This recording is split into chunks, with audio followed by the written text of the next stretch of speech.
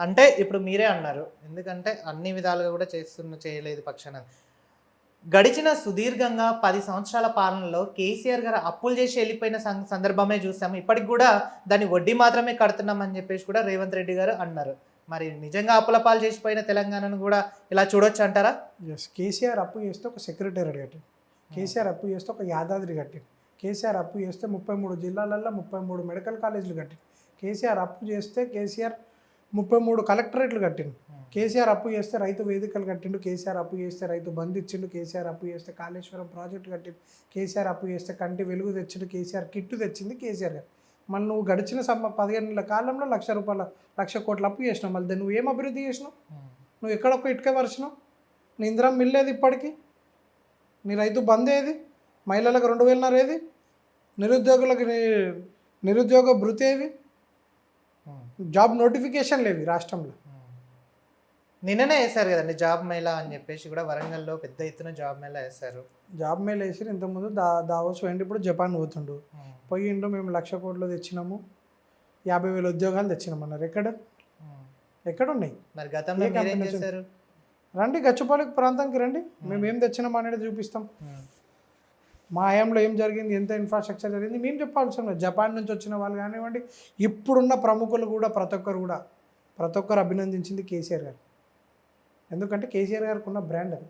ఇప్పుడు ముఖ్యమంత్రి పేరు మర్చిపోతారంటే ఖచ్చితంగా మర్చిపోతారు. ఎందుకంటే ఒక పేరుకు ఒక వాల్యూ ఉండాలి. కేసీఆర్ అన్న ఒక పదానికి ఒక బ్రాండ్ ఉంది, ఒక సౌండ్లోనే ఒక వైబ్రేషన్ ఉందన్నమాట. అది కేసీఆర్ గారు. దేశ రాజకీయాలను మలుపు తిరిపిన వ్యక్తి కేసీఆర్ గారు అనేది మీరు ఎవరు కూడా మర్చిపోవద్దు. రైట్. కేసీఆర్ గారి గురించి ఇంతగానం మాట్లాడుతున్నారు. కేసీఆర్ గారు మీకు ఎంత ఇచ్చారు ఏంటండి? అంటే కాంగ్రెస్ నాయకులను తిట్టమని చెప్పేసి కూడా చాలామంది అంటున్నారు. అంటే వాళ్ళ పార్టీలో ఉండే వాళ్ళే అంటున్నారు. కేవలం తిట్టేయడానికి మాత్రమే బీఆర్ఎస్ పార్టీ ఉంది. ప్రతి సభలో కానీ ప్రతి మనిషితో కానీ తిట్టేయడానికి మాత్రమే బీఆర్ఎస్ వర్క్ పనిచేస్తుంది. వాళ్ళు ఏంటంటే ఏదైనా పని చేద్దామంటే అడ్డుపడతారు, ఏది సంక్షేమ పథకం ముందుకు వేసుకున్నా కూడా అడ్డుపడతారని చెప్పేసి కూడా కాంగ్రెస్ నాయకులు వ్యక్తం చేస్తున్నారు. దాన్ని ఎలా చూడొచ్చు మరి? ఎస్, కేసీఆర్ గారు చెప్పినారంటే కేసీఆర్ మాకు ఇచ్చింది ఒక ఆత్మగౌరవం. తెలంగాణలో ఆత్మగౌరవంగా బతకాలి, ఒక స్ఫూర్తిదాయకంగా ఉండాలి. ఎందుకంటే వారు ముఖ్యమంత్రిగా ఉన్నప్పుడు ఒక మాట అన్నారు, నేనేం శాశ్వతంగా అంది, నేను 1000 ఏళ్ళు బతకటం కాదు, రేపు తెలంగాణ భవిష్యత్తు మీరు యంగ్ జనరేషన్ రేపు వచ్చేది తెలంగాణ, అది వారి ఆలోచన. ఆ స్ఫూర్తిదాయకంగా ఖచ్చితంగా మా పార్టీలో ఉన్నాం కాబట్టి, పార్టీయే కాదండి ప్రతి ఒక్కరి దగ్గర కూడా తెలంగాణ బిడ్డ ఎవరైనా కానివ్వండి, రాష్ట్రానికి నష్టం జరుగుతుందంటే ఖచ్చితంగా పోరాడాలి. ఆ పోరాటమైన స్ఫూర్తి మాలో ఉంది. బీఆర్ఎస్గా మేము ఖచ్చితంగా ప్రతి ఒక్క అంశాన్ని ప్రజల చెంతకు తీసుకువెళ్తున్నాం, ఎండగడుతున్నాం.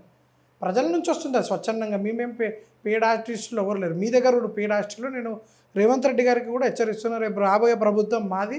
నీ పేడ్ ఆర్టిస్టులు ఎవడైతే ప్రెస్ మీట్లు పెట్టి ఈరోజు మా నాయకుల పైన విమర్శ చేస్తుంటే ఒక్కడు కూడా పార్టీ మారకుండా చూసుకోవాల్సిందిగా చెప్తున్నాం. ఎలక్షన్లు ఎప్పుడన్నా రావచ్చు, కానీ నీ పార్టీలో నుంచి మారకుండా కాపాడాల్సుకున్న బాధ్యత నీది. రైట్. పార్టీలో నుంచి మారకుండా అని చెప్పేసి కూడా ఇందాక మీరు ఒక సబ్జెక్ట్ తీశారు. అంటే గతంలో కాంగ్రెస్ పార్టీలో ఉన్న నాయకులను కూడా బీఆర్ఎస్ పార్టీలోకి తీసుకున్న సందర్భం కేసీఆర్ గారిది చూడొచ్చు.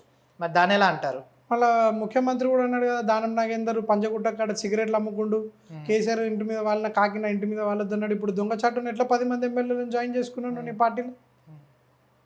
ఆ పార్టీలో జాయిన్ చేసుకొని కూడా పార్టీలో లేమని చెప్పుకుంటున్నారు. అలాంటి పరిస్థితి ఉంది ఇప్పుడు అక్కడ కూడా.